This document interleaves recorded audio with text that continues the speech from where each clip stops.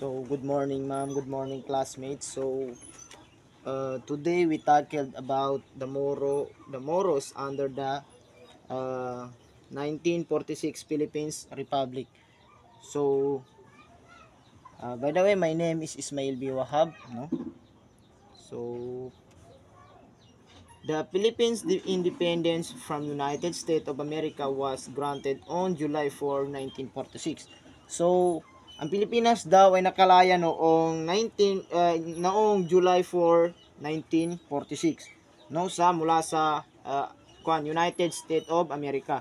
So, the newly born Philippines Republic had seen Mindanao as a land of promise, a land which promised solution to some of the economic, social, and political problem in the north. No, so nakita ang buong kapanganakan ng Republika ng Pilipinas, ang Mindanao na bilang isang uh, lupa ng pangako, no? So isang lupain na nangako ng mga solusyon sa ilang problema sa economic, social and political problems sa north, no? So dito naman tayo sa mga patakaran tungkol sa mga tungo sa Bangsamoro or Moros. Number 1 is maintaining peace and order. Pagpanatili ng kapayapaan at kaayusan. Number 2 is promoting more integration into the mainstream of Philippines life, no? So pagsulong ng mga Moro integration into the mainstream of Philippines life, no, ng buhay ng Pilipinas. So number 3 is appropriating modicum amount of funds for improved communication, health facilities, and other republic services and economic development in Moroland.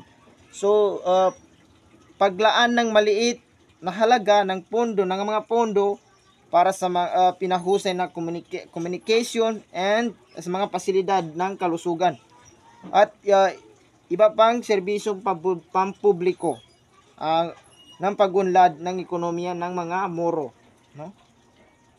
So number 1 is settlement after the creation of Republic of the Philippines, 1946 rice and corn production administration, RCPA, create to promote rice and corn production, open Buluan in Cotabato and Maramag Wag in Bukidnon Lanao border, no?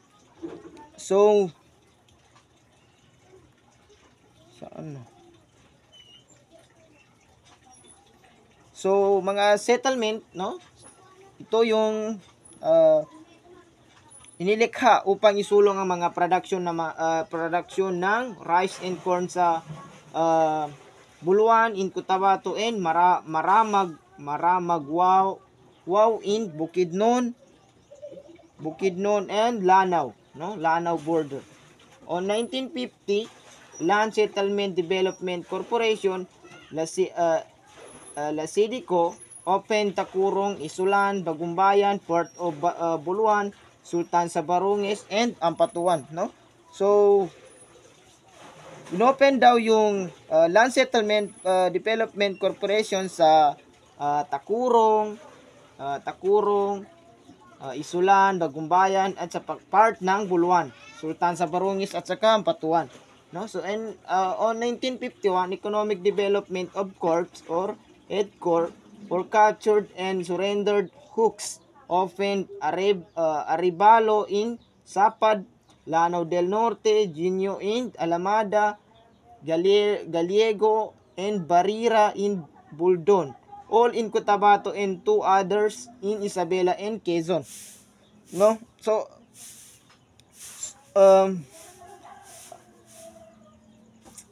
on 1951 daw is si Arevalo sa Sapad, Lanao del Norte, Genio Alamada, no?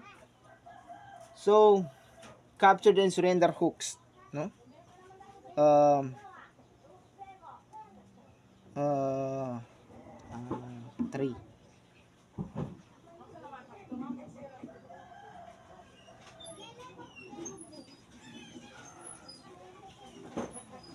Binuksan daw ang economic development sa ito sa mga lugar na nasabi dito sa PPT, no?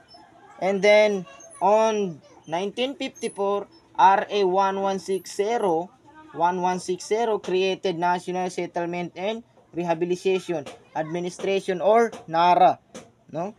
So inilikha daw ang inilikha daw ang RA 1160 noong yun nilikha ang RA 116 National Settlement Rehabilitation, no, on 1954. And on 1963, Land Authority inaugurated land reform, also managed settlement, no? Pinasiyahan ng Land Authority ang reforma sa lupa, pinamahalaan, no? On 1971, RA 6389 created Department of Agrarian Reform or DAR. Did settlement through the Bureau of Settlement. It administrates 37 settlement all over the country, and 18 of them in Mindanao, in the 10 provinces of Tawi-Tawi,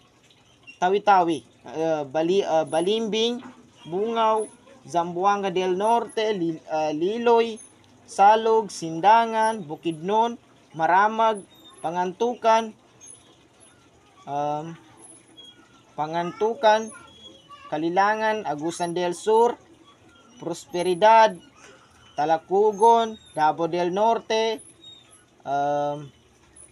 Santo Tomas, Panabo, Asuncion, Lanao del Norte, Sapad, Nunangan, Karumatan, Lanao del Sur, Wow, Lumbaan, Bayabaw, Bubong, Butig, Lumbatan, Bayang, Binidayan, Pagayawan, Tubaran, North Cotabato, Carmen, Alamada, Maguindanao, Buldon, Upi, Linaig, and Sultan Kudarat, Columbio, Tulunan, Isulan, Bagumbayan, and Surala.